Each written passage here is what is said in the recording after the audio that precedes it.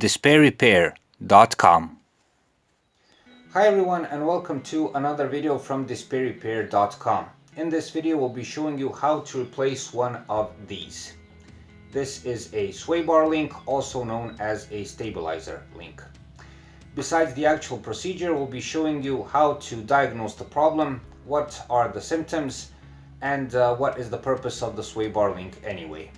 We'll be showing this on a Skoda Fabia Mark 1, but the basic principle can be applied to most cars out there. So even if you don't drive a Skoda, you might find something useful in this video. So stay tuned.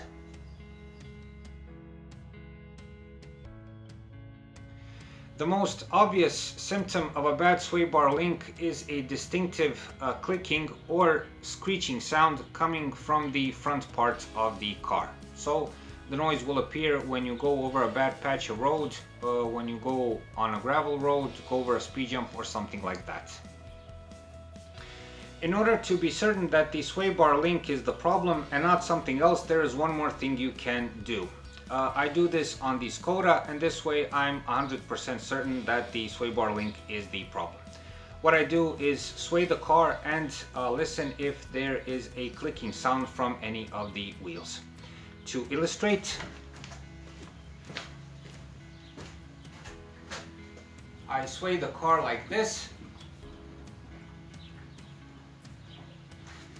and in the example we'll be showing you, there was a clicking sound from the right wheel.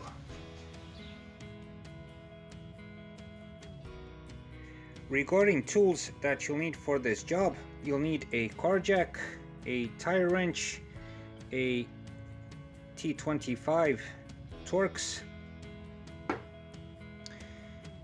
a ratchet with a shorter extension and 17mm socket, a smaller ratchet with a 5mm hex bit on it, a can of WD-40 to loosen the lock nuts.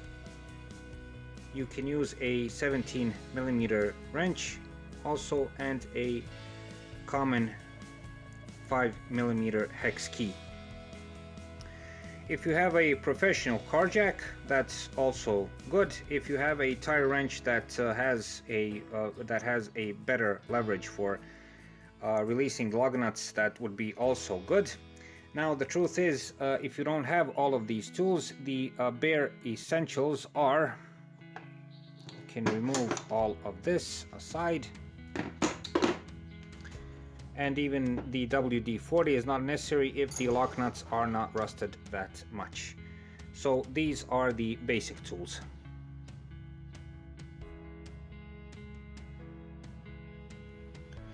Before you start, you should apply some safety measures, since you're going to jack up the car and take off the wheel. Pull the handbrake. For automatic transmission cars, put the car in park.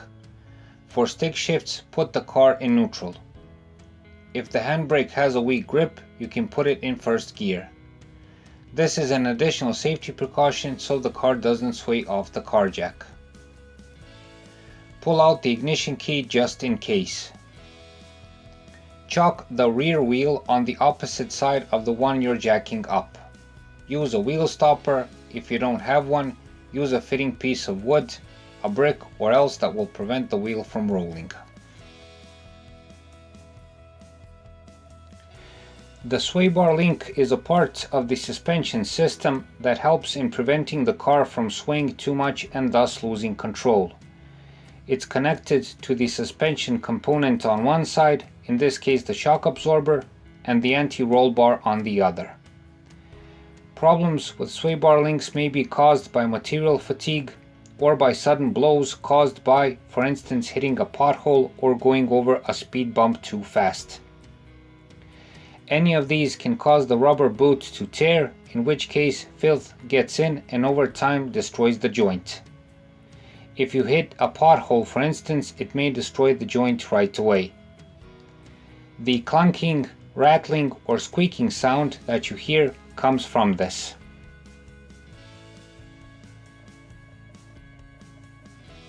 Now for the procedure. The hubcaps on the Skoda are held in place with zip ties. We're going to use the cutting pliers to take them off. So First off with the one and then with the other. Okay, after that we're going to take off the hubcap. So we're just going to pull them off like this. If you have hubcaps, be careful so you don't break them.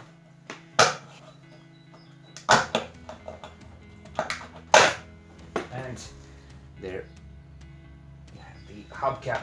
You can also use a pair of working gloves so your hands don't get dirty. It's not that of a messy job, but you know, you can avoid getting the hands dirty altogether. Now, the next thing is releasing the lug nuts. Now, here remember not to release them all the way, okay? So just take the tie wrench, put it here, and just release them like this. Okay.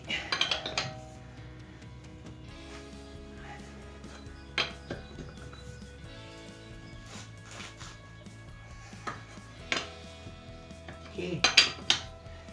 If by any chance you can't release them with only your hands, step on the wrench and use the weight of your body. Much easier.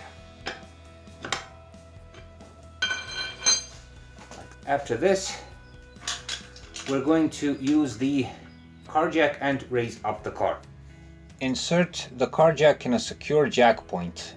You'll easily recognize them on most cars. In this case, there are small bulges on the underside edge close to each wheel. Otherwise, if you jack up the car under a body panel, you may damage the panel and the protective paint, which will lead to the appearance of rust over time. If you're using a professional car jack, find a point that can support the weight of the car without slipping off the car jack. We're going to use a standard car jack, the one from the car kit. I've cut a piece of rubber to insert between the car jack and jack point to protect the paint.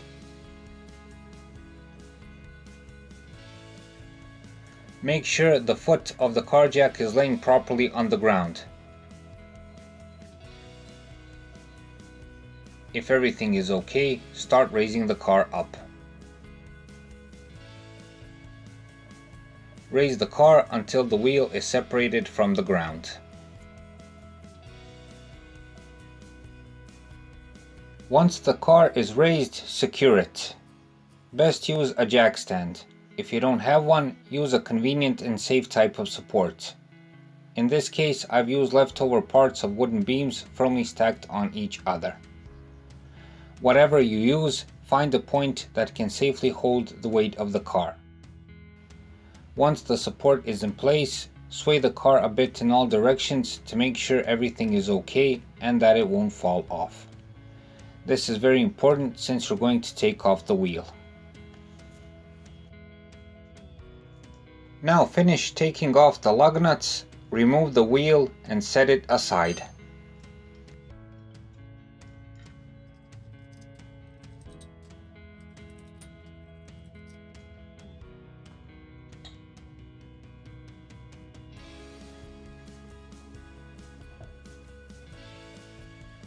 Before you start, if you see that the lock nuts and threads are rusty, use some WD-40 spray and wait for a couple of minutes for it to react. If the rust is more severe, you can use a wire brush also. Next, release the small torque screw near the lower part of the sway bar link. The screw holds two plastic coverings together. Once you take it off, you'll be able to push the plastic aside so you can insert the hex key and hold the thread if needed. Next, take the 17mm wrench and loosen the lock nut.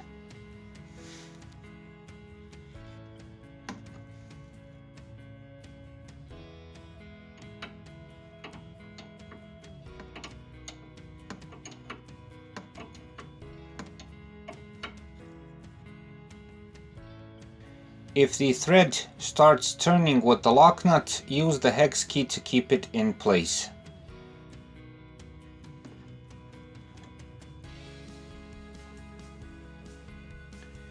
If you don't need the hex key, continue with the wrench until you take the lock nut off.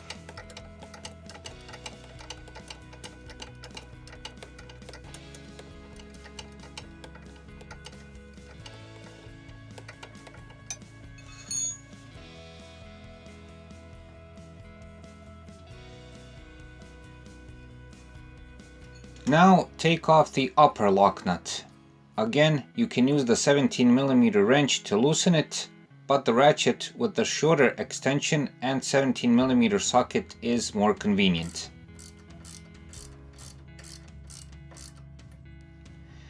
If the thread starts moving, again use the hex key.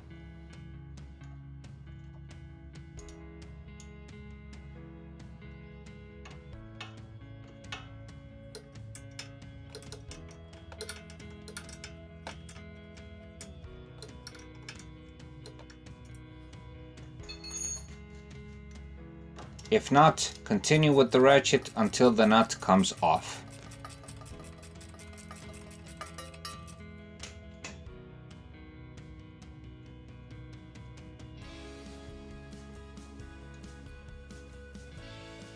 Now, once you've loosened the sway bar link, you may encounter a problem. The link may be stuck and it may be hard to pull out. This is because the car is raised only on one side and there is a tension between the anti-roll bar, sway bar link and shock absorber. If you're lucky enough to have a car lift and can raise the whole car, you probably won't have this problem. The solution that I use is to mount the wheel back again and lower the car.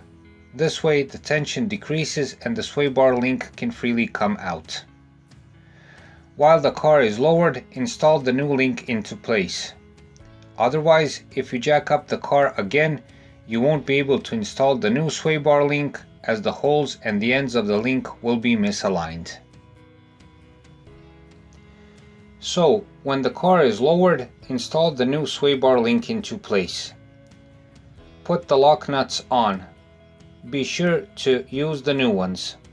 Don't reuse the old ones since they may loosen. When putting the link into place, you may need to additionally pull the roll bar down for easier alignment of the link and the holes. Once in place, tighten both lock nuts. If the thread turns with the lock nut, hold it in place with the hex key. The upper lock nut can be tightened with the bigger ratchet. Again, if the thread starts turning when tightening the lock nut, then best use the 17mm wrench and hex key. Once you've finished, check once more that the lock nuts are tightened. Use a torque wrench if you have one.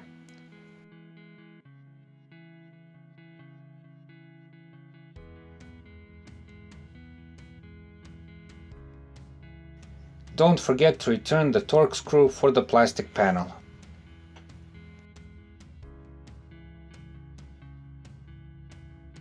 Okay, now that everything is in place, it's time to return the wheel.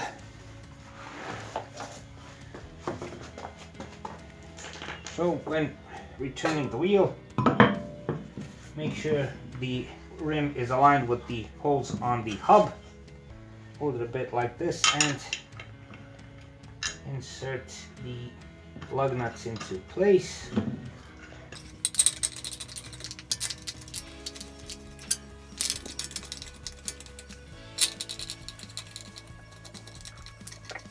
Now use the tie wrench and tighten till the lug nuts reach the end. Do not tighten the wheel while the car is raised up, okay, so it doesn't accidentally fall off. There's no need for that. So just tighten until the end of the lug nut thread. Okay, like this.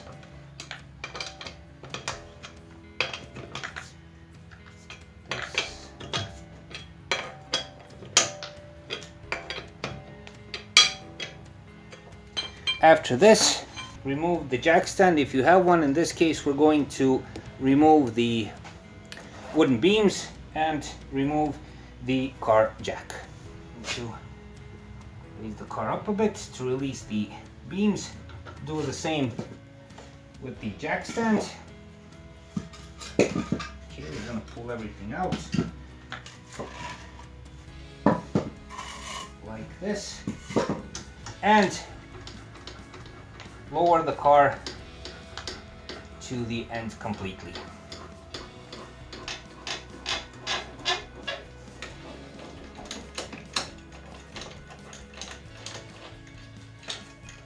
Now when tightening the wheel, and this is very important to tighten it properly, use a crisscross pattern.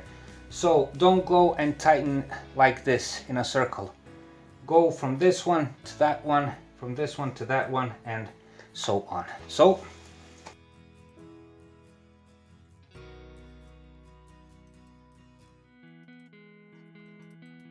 again, if you have a torque wrench, use it.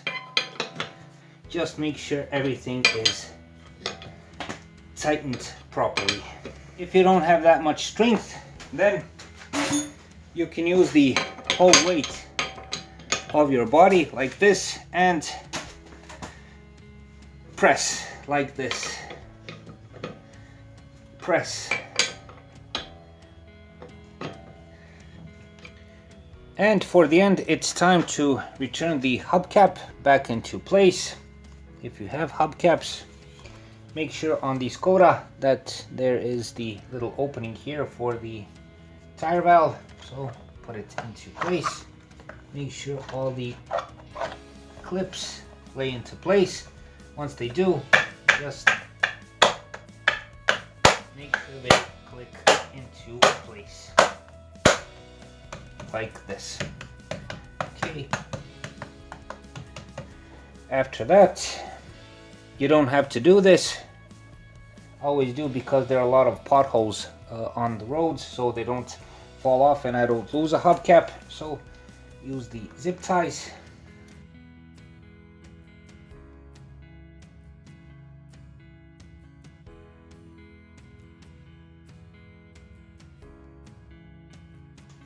Then use the cutting pliers and cut these off. Once you're finished, be sure that everything is properly in place and that everything is tightened, especially the wheel. Also make sure to collect all of the tools so nothing is left behind. Also, don't forget to remove the obstacle behind the wheel.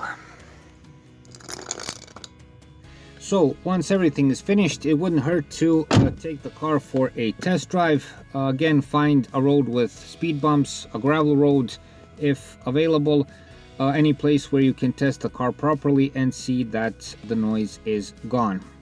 Besides this, it wouldn't hurt to check the lock nuts on the sway bar link after a couple of days, perhaps a week or two.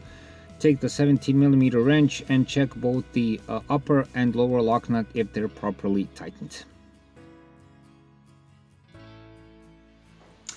A few words about the cost of replacement. Of course, the prices of labor and prices of parts are different for every car and every part of the world and so on, but to put things a bit into perspective, in my country, the sway bar link for the Mark 1 Skoda Fabia cost me 17 euros. Yes, that is a Febi Bilstein sway bar link, which is top notch, at least in my country.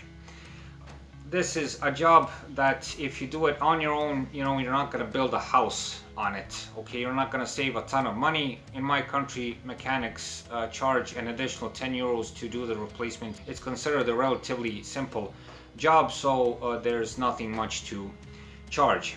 My point here is, if you don't have the time, if you have to visit a mechanic, you're not gonna lose that much money. This is more of a job if you want to improve your car knowledge, if you're a car enthusiast and want to do something on your own. Also, the good part about this job is that more or less you can't do anything wrong. So that's it for this time. I hope you'll be able to successfully replace a sway bar link on your car, be it a Skoda or some other car. Please give us a like and subscribe. It's a huge help for what we're doing. Also, if you find the time, visit us at our website dispairrepair.com, where you can find more useful car and driving tips. Thanks for your time and thanks for watching.